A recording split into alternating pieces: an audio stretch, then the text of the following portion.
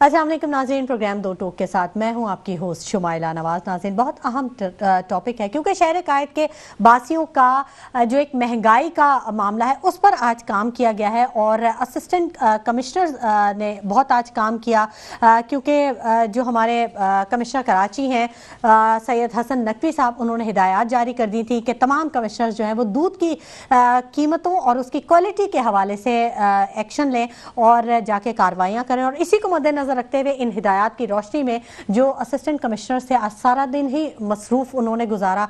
कई दुकानों पे छापे मारे गए और कई दुकानों पे जो मुज़र सेहत दूध था वहाँ पर उसको तल्फ किया गया। ज़िला शर्की के 2 असिस्टेंट कमिश्नर्स ने कार्रवाई की। 5 लाख रुपए जुर्माना, 60 लीटर मिलावट शुदा दूध और 30 लीटर दही को तल्फ किया गया क्योंकि ये मुज़र सेहत था और ये बहुत अच्छा इकदाम कहा जा रहा है कि ये कमिश्नर कराची की जानिब से और जो हिदायत जारी की गई थी शहर कायद के बासियों के उनकी सेहत के हवाले से ये बहुत अच्छा इकदाम कहा जा रहा है। इस पर भी बात करेंगे, जबकि मेयर कराची मुर्तज़ा वहाब सियासी हरीफों पर बरस पड़े हैं। क्या उनका कहना है इस पर भी हम ज़रूर गुफ्तगू करेंगे। 9 माह में 208 बच्चों के अगवा का मामला है और जिसमें से सिर्फ 60 बच्चे बाजियाब किए गए हैं, जबकि बरतानिया की गाड़ी सदर कराची से बरामद की गई। अहम टॉपिक्स हैं जिन पर आज गुफ्तगू के सिलसिले को आगे बढ़ाएंगे और हमें स्टूडियोज में ज्वाइन कर चुके हैं सीनियर एंकर पर्सन है, रिपोर्टर मेट्रो 1 न्यूज़ हैं, बिलाल एहसन, इनको खुशामदीद कहेंगे। जबकि assistant commissioner Jamshed town Hashim Masood sahab ने भी हमें ज्वाइन कर लिया है, उनको भी अपने प्रोग्राम में खुशामदीद कहेंगे। पहले मैं बात करना चाहूंगी हाशिम मसूद साहब आपसे। अस्सलाम वालेकुम हाशिम मसूद साहब। मैडम जी, वालेकुम सलाम मैडम, थैंक यू। बहुत शुक्रिया हाशिम साहब कि आपने अपने कीमती वक्त में से हमारे प्रोग्राम के लिए वक्त निकाला, ख़ास तौर पे इस मौके पर जब आप सारा दिन ही आज बहुत मसरूफ़ रहे और मुख्तलिफ कार्रवाइयाँ करते रहे। सबसे पहले मैं आपसे एक छोटा सा सवाल ज़रूर करना चाहूँ क्योंकि हमारे जो नाजरीन हैं, जो हमारी आवाम है, वो ये सोचती है कि कमिश्नर और असिस्टेंट कमिश्नर जो हैं वो बेताज बादशाह होते हैं अपने इलाके के, तो बड़ी लग्जरियस उनकी लाइफ है और उनकी ड्यूटीज़ जो हैं वो बड़ी प्रोटोकॉल और बड़ा लग्जरी स्टाइल उनका होता है। लेकिन हम ये देखते हैं कि जब आप काम करने के लिए फील्ड में निकलते हैं तो बड़े मसाइल का और बड़ी मज़ाहमत का आपको सामना करना पड़ता है। तो थोड़ा सा इस पर ज़रूर रोशनी डालिएगा प्रोग्राम के आगाज़ में कि आपकी जिम्मेदारियां क्या हैं और आप कैसे निभाते हैं। मैडम, जो पब्लिक को प्रोटोकॉल नजर आ रहा होता है वो बेसिकली हमारे लिए वो एक न्यूसेंस होती है।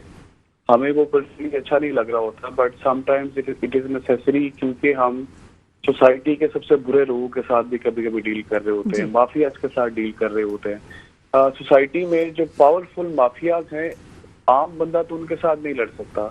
उनको कैसे टैकल करना है, उनको हमने ही टैकल करना है। हमारा बिल्डिंग कंट्रोल का एक माफिया, बिल्डिंग का एक माफिया है, उसके अलावा इंक्रोचमेंट का एक माफिया है, ड्रग पेडलर्स हैं, तरह तरह के बुरे किस्म के लोग हैं। उनको किसने मैनेज करना है? उनको हमने मैनेज करना है, उनको हमने कंट्रोल करना है, उनको हमने रिड्यूस करना है। और जब हमको नुकसान पहुंचाते हैं तो पब्लिक को या आपको क्या लगता है कि वो बिल्कुल आसानी से वो मान जाते हैं कि हाँ ठीक है, अगर आप हमारे खिलाफ एक्शन ले रहे हैं तो बिल्कुल हमें बाज आ जाना चाहिए। वो बिल्कुल रिटेलिएट करते हैं। और जो पब्लिक को नजर आ रहा होता है कि हमारे साथ पुलिस है या गनमैन है या हमारे साथ कोई हल्का फुल्का प्रोटोकॉल है, वो बिल्कुल हमारी जान की प्रोटेक्शन के लिए होता है। Nobody likes it. ये जो प्रोटोकॉल का चार्म होता है ये महीने में 2 महीने में जब कोई भी अफसर भर्ती होकर फील्ड में आता है उसका उतर जाता है। उसके बाद एवरीबडी वांट्स अ लाइफ कि जिसके अंदर उसको इस प्रोटोकॉल की जरूरत ना पड़े।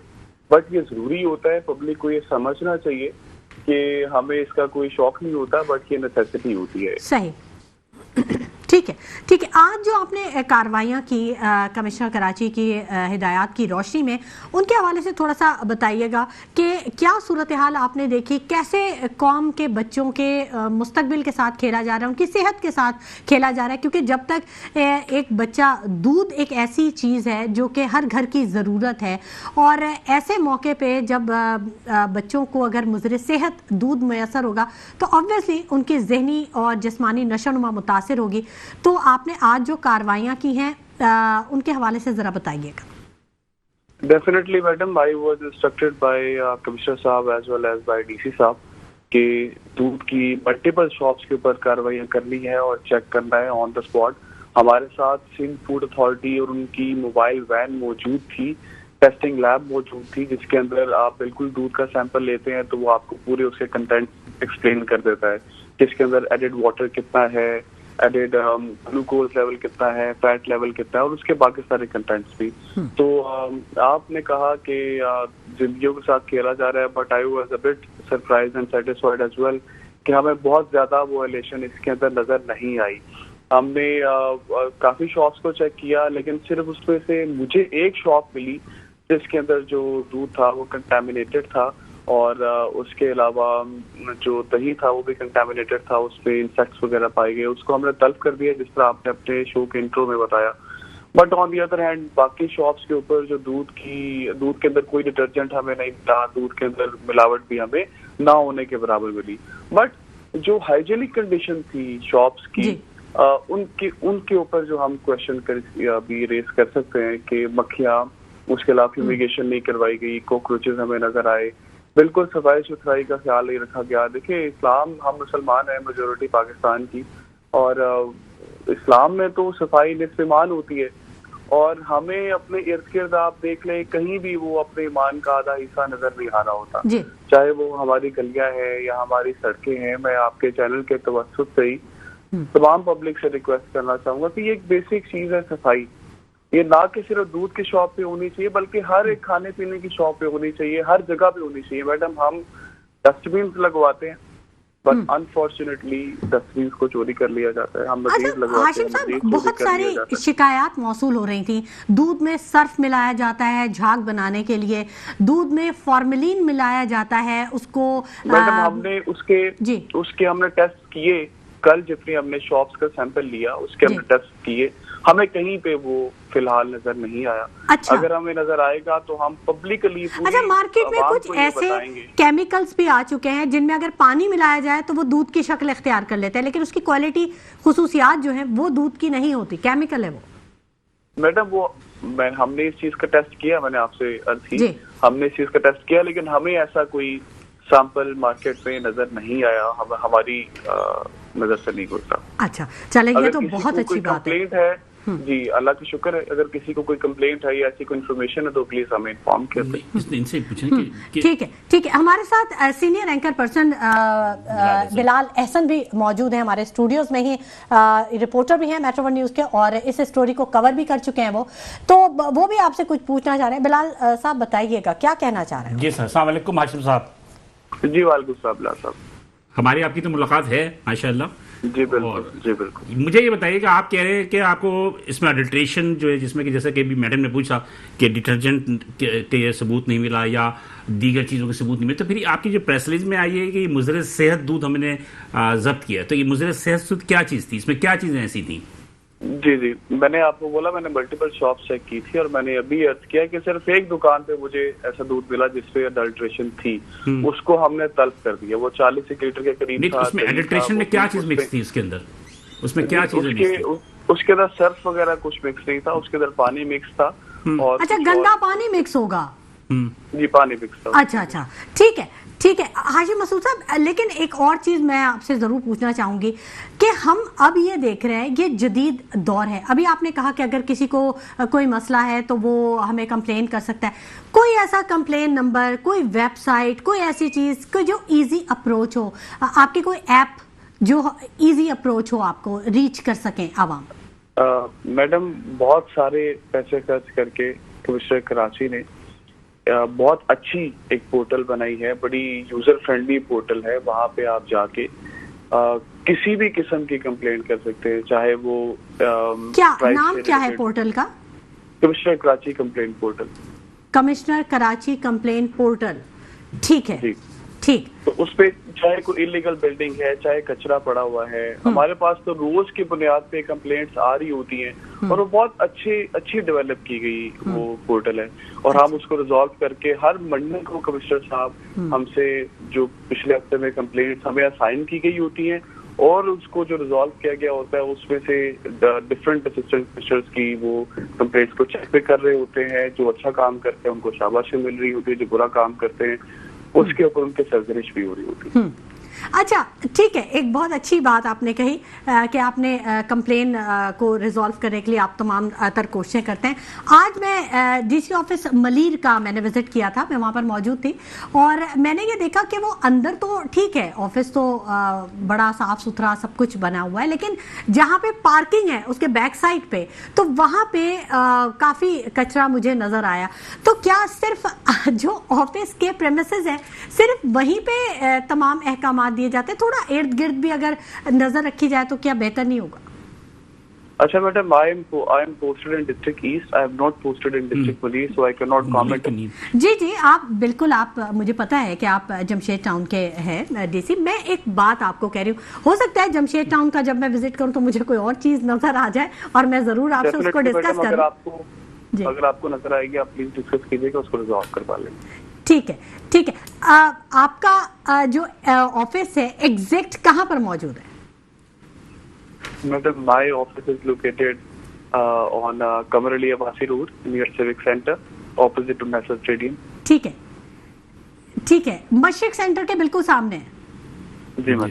जी जी, तकरीबन। उसके साथ। अब आप मैं आपको बताती हूँ, आपके ऑफिस के बिल्कुल सामने जो गटर लाइन का अक्सर मसला रहता है, वहाँ पर पानी जमा हो जाता है और गंदा पानी रहता है, सड़क की बड़ी बुरी हालत है।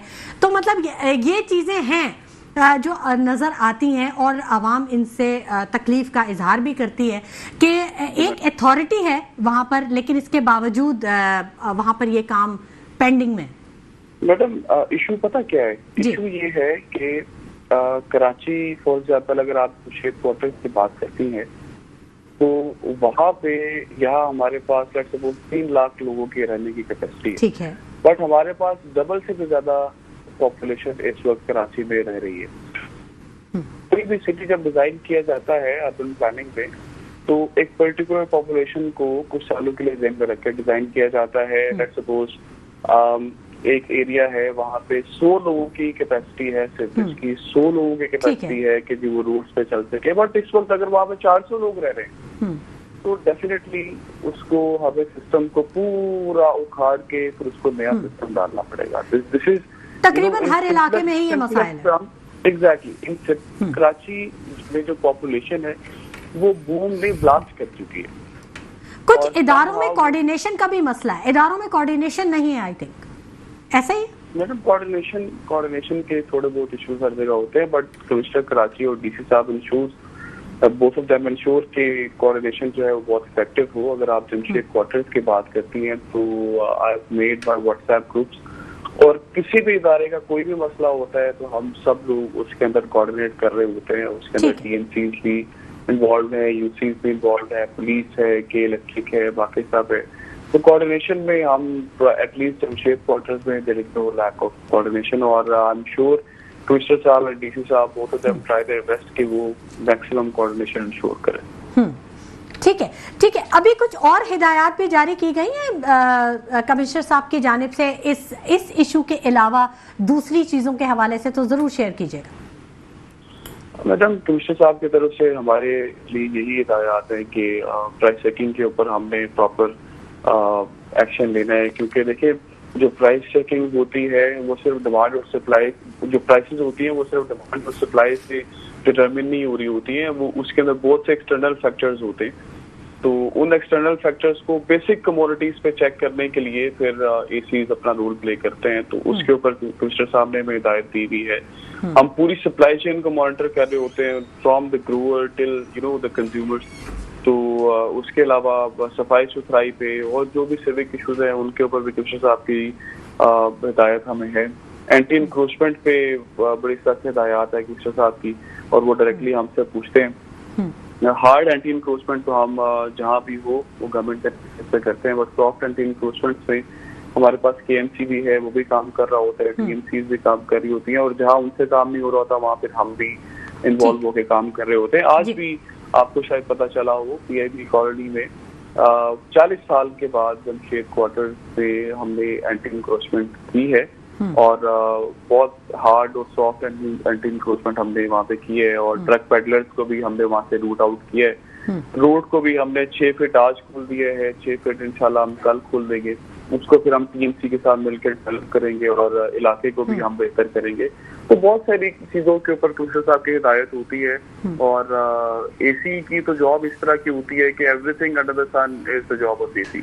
तो हर एक चीज के लिए मैं आपको एक मिसाल दूंगा कि हमारे पास डिस्ट्रिक्ट ठट्टा है, डिस्ट्रिक्ट बदीन है, वहाँ पे आपको पता चला होगा कि पोलियो के कुछ केसेस निकल आए और उसकी वजह से एसी को सबसे पहले वहां से हटाया गया। तो एनीथिंग हैपेंस, चाहे वो हेल्थ का इशू हो, चाहे वो सीवरेज का इशू हो, तो सबसे पहले एसी को रिस्पॉन्सिबल ठहराया जाता है।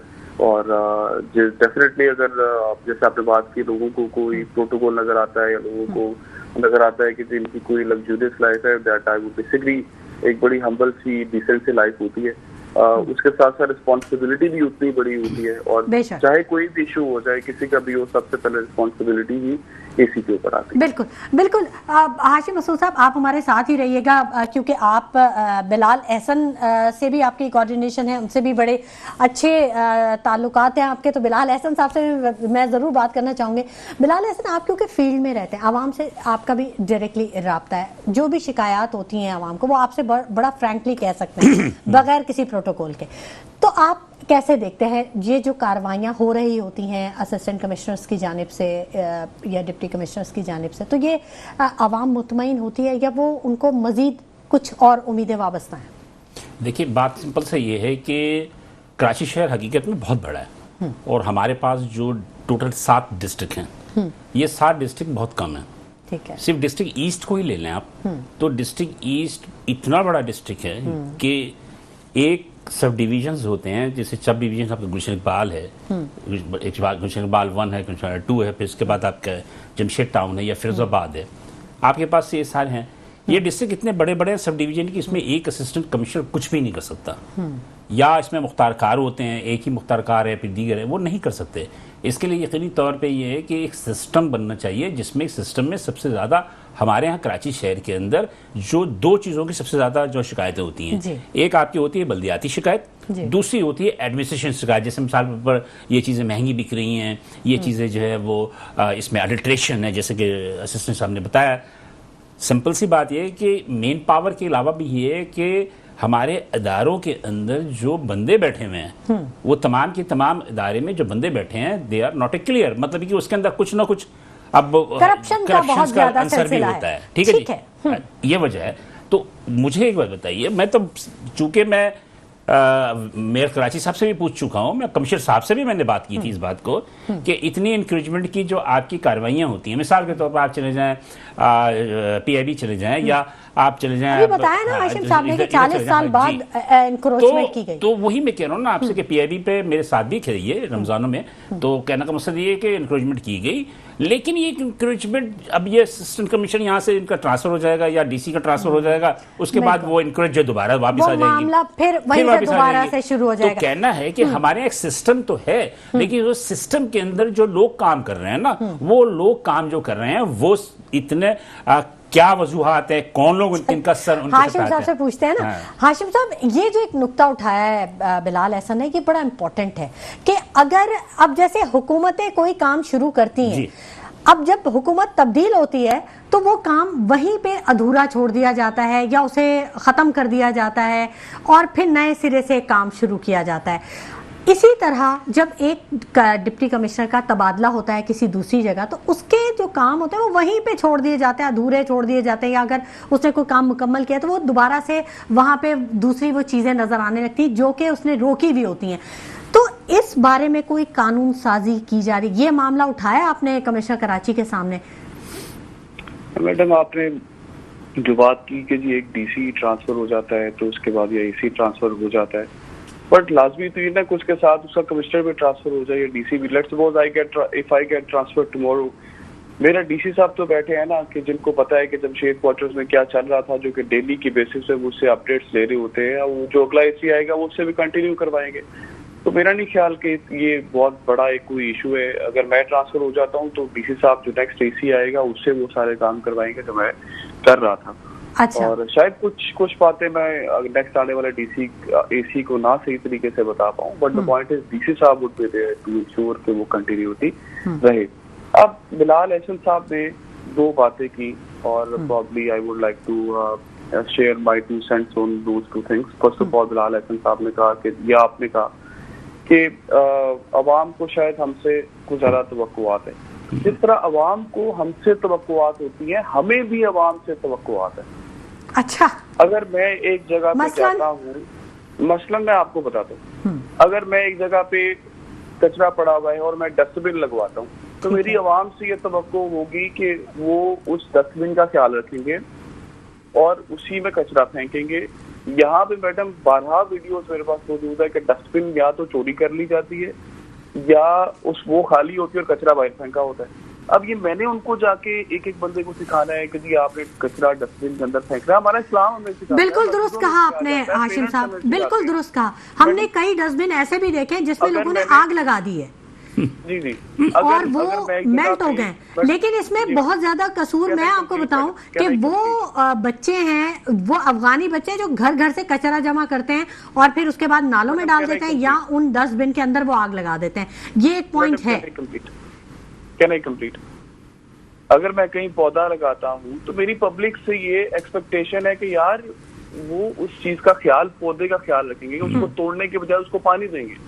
बट यहाँ पे एक दिन आप पौधा लगा के जाएंगे, अगले दिन वहीं से पौधा उखाड़ दिया, तो चाहे वो 7 मीटर का दरख्त हो। तो मैडम लिटरली मैं थोड़ा सा डिसअपॉइंट होता हूँ हमारे पब्लिक बिहेवियर्स की वजह से। मैं जब बता दिया एक मार्केट सेलेक्ट पोस्ट में पीएबी में मुझे ऑपरेशन करने की नौबत क्यों पेश आई, ठीक है, जब मैं वहां से गुजरा हूँ और मैंने वर्बली 4-5 पहले मैंने एक वीडियो बनाई, सबको वीडियो पैगाम दिया, फिर मैं वर्बली जाके एक एक दुकान पे बता के आया, एक एक ठेले वाली से रिक्वेस्ट की कि भाई प्लीज आप अपना सामान जो आपने 4-4 फुट सड़क पे लगाया हुआ होता है, यहाँ से एम्बुलेंसेज गुजर नहीं सकती, यहाँ से खवातीन गुजर नहीं सकती, तो उनको अंदर कर लेनी चाहिए थी ना। मुझे ऑपरेशन करने की नौबत ही पेश नहीं आनी चाहिए थी। तो जिसका अवाम की हमसे एक्सपेक्टेशंस है, हमारी भी अवाम से एक्सपेक्टेशंस होती हैं। और चाहे यहाँ पे कोई आइडियल बंदा भी आके बैठ जाए, जब तक इस मुल्क की का एक एक फर्द या पब्लिक चेंज नहीं होगी, इस मुल्क में चेंज नहीं आएगा, नहीं हो सकता है। हाशिम मसूद साहब बिल्कुल आपने ठीक कहा। जिस तरह है ना कि हर फर्द है मिल्लत के मुकद्दर का सितारा, तो हर फर्द को अपना रोल प्ले करना पड़ेगा। सिर्फ आप एसी से एक्सपेक्ट करें कि जी वो कोई जादू की छड़ी घुमाए और बिल्कुल जनाब सब कुछ जो है तामिल मूवीज की तरह चेंज हो जाए, तो वो हो नहीं सकता। Public has to change, public has to change behaviour, तब जाके चेंज आएगा। बिल्कुल बिल्कुल आपने ठीक कहा कि खुद एहतसाबी की शदीद ज़रूरत है, अशद ज़रूरत है कि हर शख्स अपने आप को देखे कि वो कहाँ गलत है, बजाय ये कि वो दूसरे को पॉइंट आउट करे। अगर वो खुद अपने चीज़ों को देखेगा, खुद एहतसाबी के अमल को दोहराएगा, तो यकीनन मुआशरे में एक बहुत बड़ी तब्दीली आएगी। बहुत शुक्रिया हाशिम मसूद साहब कि आपने हमें इतना वक्त दिया, अपने बिजी स्केड्यूल में से टाइम निकाला हमारे प्रोग्राम के लिए। गुफ्तगू का सिलसिला नाज़रीन जारी रहेगा, लेकिन वक्त हो गया एक छोटे से ब्रेक का, हमारे साथ रहिएगा। वेलकम बैक नाज़रीन, गुफ्तगू के सिलसिले को हम आगे बढ़ाएंगे और बिलाल एहसन से हम ज़रूर बात करेंगे, लेकिन उससे पहले मैं आपको बता दूं कि तज्ज़ियाकार इकबाल एडवानी साहब भी हमें जल्द ही ज्वाइन करेंगे, उनसे भी बात करेंगे। बिलाल एहसन साहब से बात करना चाहूँगी। बिलाल एहसन साहब, मेयर कराची को बड़ी कड़ी तनकीद का निशाना बनाया जा रहा है। ये हालिया जितने भी काम हुए, ख़ास तौर पे जब बारिश होती तो मेयर कराची बैरिस्टर मुर्तज़ा वहाब से बड़े सवालात किए जाते हैं, लेकिन वो कहीं नज़र नहीं आते। ये बड़ी अफसोसनाक बात है। सियासी हरीफों पे बरस पड़े हैं मेयर कराची, और उन्होंने कहा है कि कराची के लिए जो 20 अरब रुपए का जो लॉलीपॉप है ये नाकाफ़ी है। भाई तो कैसे देखते हैं कि अब कारकर्दगी के हवाले से मेयर कराची के, उनके इख्तियारात के हवाले से ज़रा बताइएगा। आप तो काफ़ी ही इस पर काम कर चुके हैं। Thank you. बात यह है कि देखें, हम अगर बात करें कराची शहर के इंफ्रास्ट्रक्चर की, इंफ्रास्ट्रक्चर की जिम्मेदारी यकीनी तौर पर मेयर कराची की पड़ती है ना। बेशक। इसके अलावा टाउन मैनेजमेंट है जो मुख्तलिफ टाउन मैनेजमेंट, ठीक है।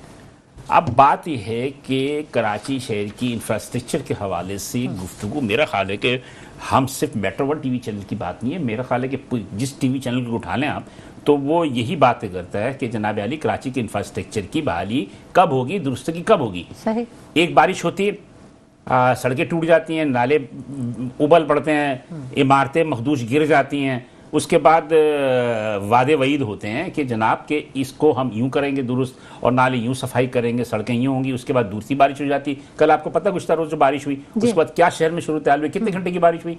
2 से 3 घंटे की बारिश हुई। उस पर कल क्या शहर में हुआ? और हल्की बारिश हुई, हल्की बारिश, बहुत बहुत तेज तेज नहीं नहीं हुई। थी। आप यकीन, वो भी आधे शहर में हुई, आधे शहर में तो हुई नहीं, आधे शहर में तो हुई। तो बात यह है कि जब उसके बाद लोग जो है रात के 2-2 बजे तक लोग जो है गाड़ियां उनकी फंसी रहीं, लोग सवारी नहीं मिली। बहरहाल अब रही बात यह कि देखिए, मेरे कराची नेचुरली पीपल्स पार्टी के नुमाइंदा हैं पीपल्स पार्टी के, लेकिन पीपल्स पार्टी उन्हें फंड नहीं दे रही है। ये कितनी अजीब बात है। पीपल्स पार्टी फंड नहीं दे रही है। एहसन साहब देखें ना, हम पहले कहते थे कि मेयर जो है वो दूसरी पार्टी का है, इसलिए सीएम जो है वो फंड रिलीज नहीं करे। अब क्या मसला है? अब मसला सारा ये है कि या तो उनको अपने मेयर पे एतमाद नहीं है, यहाँ तो ये बात हो गई ना।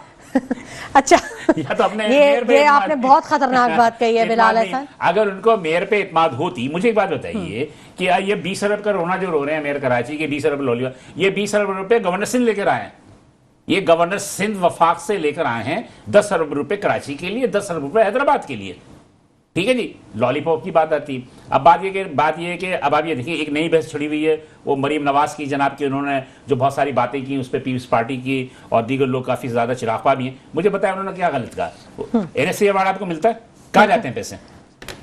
वो एनएससी अवार्ड जो आप लेते हैं, एनएससी अवार्ड के पैसे कहाँ जाते हैं? वो कहते तो है कि हम अस्पताल बनाते हैं, इतने बड़े बड़े अस्पताल बनाए हैं, आप मुझे बताइए, के हवाले से पता नहीं क्या क्या। और एनआईसीवीडी को ये बड़ा मॉडल अस्पताल बताते हैं ना, आप कभी जाके वहां देखें कि क्या सूरत। सर मेरा तो काम ही यही है, मैं तो हर जगह का विजिट करती हूँ। जिन अस्पताल में जाके देखें क्या असर है, सिविल अस्पताल का देखें क्या असर है, बहुत बुरा। इसके अलावा कराची शहर के अंदर बच्चों का एक ही अस्पताल है जो चाइल्ड हेल्थ का अस्पताल है, जो जिना अस्पताल के सामने वाला है। आप मुझे बताइए कि उसकी कैपेसिटी में इजाफा नहीं किया कि आईसीयू वहां अवेलेबल नहीं है। वहां पर आपके क्या कहते हैं, बच्चे जो इमरजेंसी में जाते हैं वो कॉरिडोर में भाई, अब्बासी शहीद का जो इमरजेंसी है वहां से लेके जो मेन आप अंदर जाते हैं वार्ड तक, जो गैलरी है वहां मैं आपको बता नहीं सकती कि मैंने क्या कुछ देखा है वहां पे। मुझे समझ नहीं आ रहा था कि एक जानिब खून के निशानात हैं और दूसरी जानिब पीक, जो पान की पीक होती है वो है। मतलब गंदगी, गलाजत और बद इंतजामी को की बेरहमाना वहां पे सूरत है। इसके अलावा आप ये देखें कि जितने भी अस्पताल हैं उनके अंदर जो है वो करप्शन की कहानियां आम हैं, दवाइयां जो हैं वो नहीं मिलती, मरीज जो है वो सकेवा मर रहा। आप मुझे बताइए कहां पर बेहतरी है? अब रही कि जनाब के कोई मिनिस्टर चला गया या कोई बड़ी शख्सियत चली गई तो उस वक्त सब चीज जो है वो अच्छा होता है, उसके बाद क्या सूरत हाल है?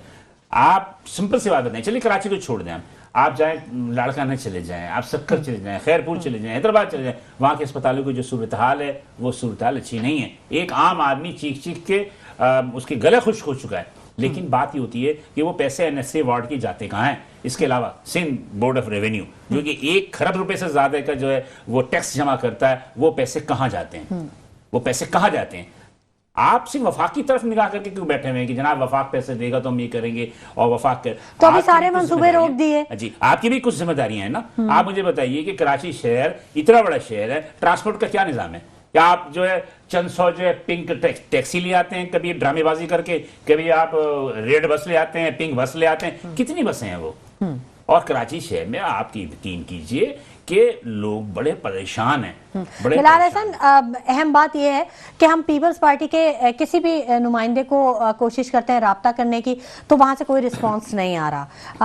अब इसका क्या हल किया जाए कि अगर सवाल उठता है तो वो जवाब देने के लिए तैयार नहीं होते और वो बाद में कहेंगे ब्लैकमेलिंग कर रहे हैं आप हमें, और फिर वो ये भी कहते हैं कि हाँ कुछ जगहों पे गलतियां हैं, कुछ जगहों पे हम गुंजाइश है काम करने की। इकबाल सान साहब के ये अल्फाज वो कई दफ़ा फरमा चुके हैं, राना गुलजार ताज साहब ने कई दफ़ा फरमाया कि हाँ बिल्कुल हमारी गलतियां हैं, लेकिन उन गलतियों को ठीक कैसे किया जाएगा इसका कभी नहीं बताया उन्होंने। अच्छा, अभी की बात बताऊं, अब आपको बताएं कौन सी सेक्टर में इनकी कारकर्दगी बेहतर है? एज ए जर्नलिस्ट मैं बताऊं, अभी 1000 अरब टन गंदुम जो है वो सिर्फ हैदराबाद से चोरी हुई है। 1000 अरब रुपए की जो आपके कहते हैं गंदुम है, वो सिर्फ हैदराबाद से शुरू हुई। 1000 अरब की रुपए गंदुम जी। उसके बाद कराची से अलग हुई, लाड़काना से अलग हुई, सक्कर से अलग हुई। Who is responsible? आटे की कीमतें आप देख रहे हैं कि कहां तक पहुंच होगी। सोलर की भी तरफ आ जाए, वफाक सूबाई वजीर जो आपके तवानाई थे नासिर हुसैन शाह अब वजीर बल्दियात बन गए, इनकी वजारत के अंदर सोलर का एक नया स्कैंडल आया है। अच्छा, ये सोलर के स्कैंडल भी अरबों रुपए का है। अब बात ये होती है कि क्या मिनिस्टर ये कहता है कि हमने कमेटी बना दी, हम तहकीकात कर रहे हैं, ये कर रहे हैं, आपके नाक के नीचे करप्शन हो रहा है, क्या आपको पता नहीं? अच्छा, कमेटियों का एक बड़ा अच्छा एक वाकया है, मैं आपको बता दूं कि एक कमेटी इजलास बुलाया गया जिसमें ये एजेंडा था कि हर चीज के लिए हम कमेटी बना देते हैं। तो ये क्या यही मसले का हल है? मतलब कमेटी फिर वो दाखिले दफ्तर हो जाता है। हाँ, मतलब इसी तरह होता है। तो इसका क्या हल निकाला जाए? तो जो सदारत कर रहे थे उन्होंने कहा हाँ बिल्कुल हम इस पे बात करेंगे, और इसी के लिए हम 4 लोगों की कमेटी बना रहे हैं जो कि ये फाइंड आउट करेगी कि हर मसले का हल क्या कमेटी बनाना ही है। तो मतलब आप देखें कि किस तरह से मजाक उड़ाया जा रहा है एक पूरा जो एक सिस्टम। कहने को जमहूरियत है, आवाम की हुकूमत आवाम के लिए है, लेकिन आवाम इस पूरी हुकूमत में कहीं नजर नहीं आ रही। अब आप ये देखें ना, अभी जैसे सिस्टम कमीशन साहब कह रहे थे, चले मुझे मौका नहीं मिला कि उनसे बात करता कि आवाम से हमें बड़ी तवक्कुआत हैं। आवाम से तवक्कुआत बिल्कुल हैं, आवाम को भी अपने फर्ज का, लेकिन आवाम के सामने जो काम कर रहा है उसका भी तो परसेप्शन होना चाहिए ना, उसकी भी तो कोई हैसियत होनी चाहिए ना। आप एक काम करते हैं, आपने कहा कि कचरे के डब्बे हमने रख लिए, ठीक है जी, बहुत अच्छा किया। अब वो कचरे के डब्बे जो रखे आपने, कचरे के डब्बे जो रखे आपने कितनी जगहों पर रखे, ठीक है, उसके अंदर जो है पब्लिक नहीं डालती, आप उस पर जुर्माने आयद करें, आप उस पर एक सख्ती करें। सिंपल सी बात है कि आवाम मुतनफ़र है, आवाम मुतनफ़र है, आवाम आपकी ना उनके इंतजामी ओहदेदारों नहीं। वैसे बिलाल एहसन साहब, एक चीज तो मैं भी आपको कहूंगी, मैं भी फील्ड में अक्सर यही ऑब्जर्व करती हूँ कि लोग पौधों के तो दुश्मन हैं। ये बहुत बड़ी हकीकत है, और कोई छोटे बच्चे नहीं, मतलब पता नहीं क्या उनको प्रॉब्लम है कि कहीं पौधा कोई लगा हुआ होता है वो उसे देख नहीं सकते। अगर पानी नहीं आप डालना चाहते ना डालें, कम से कम उसे तोड़े तो नहीं, उसे खराब तो मत करें। ये मतलब ये बहुत ये बड़ी और एक और चीज भी होती है कि आवाम में ये शऊर होना चाहिए कि वाकई जो कुछ जिम्मेदारियां हमारी हैं, जरूरी नहीं है कि आप हर चीज को इदारों के सर पे थोप दें। कुछ चीजें आप, अगर सिग्नल बंद है तो क्या जरूरी है कि मोटरसाइकिल पे आप हैं तो आपने सिग्नल तोड़ के ही बस इतनी सी जगह पे भी निकल जाना है? फिर जब एक्सीडेंट होता है तो आप कहते हैं कि जी टैंकर चढ़ गया और फलाना हो गया। देखें बिलाल हसन साहब, ये ऑब्जर्वेशन में है। मैं आपकी बात से इत्तेफाक करता हूँ। मैंने ये नहीं कहा कि आवाम बात वो नहीं होती, बात ये होती है कि ट्रैफिक साझे, मिसाल के तौर पर मैं आपको एक बात बताना चाहता हूँ, मोटरसाइकिल वाले ये वायलेशन करते हैं ना, मोटरसाइकिल वाले वायलेशन करते हैं, डंपर वाले वायलेशन करते हैं, किसकी इजाजत से? आप मोटरसाइकिल वाले अगर मिरर नहीं लगाते या मोटरसाइकिल वाले के पास कागजात नहीं होते, साइड मिरर तो होते ही नहीं है किसी बाइक में। अब अगर वो मतलब बेइज्जती है कि साइड मिरर अगर लगा लिया तो वो कहते हैं कि इसका मतलब हमें बाइक चलानी नहीं आती। हाँ, अब आप मुझे बताइए कि उसको पता है एक मोटरसाइकिल वाले को, एक डंपर वाले को, एक जो मतलब ये वायलेशन कर रहा है, आगे जाएंगे पुलिस वाला रोकेगा, पैसे दे देंगे, छूट जाएंगे, तो उनके दिल में खौफ तो है ही नहीं ना। देखें, ये तो फिर वही बात आ गई पुलिस वालों की, मतलब सवाल है ना, सवाल ये है आपको, आपका कानून सख्त होना चाहिए ना। आप अगर किसी एक मोटरसाइकिल वाले को पकड़ते हैं तो कम से कम ये कि जो कानून की तहत उसकी मोटरसाइकिल जब्त करना या कानून तो सख्त है, अमल दरामद करवाने वाले सख्त नहीं है ना। मैं आपसे ये क्या अर्ज कर, जब आप 100 रुपए में जब अगर आप मोटरसाइकिल छूट जाती है, ईमानदारी की बात है। मैंने मोटरसाइकिल वाले से पूछा, क्या लगा अंकल ये कागजात रखने की जरूरत क्या है?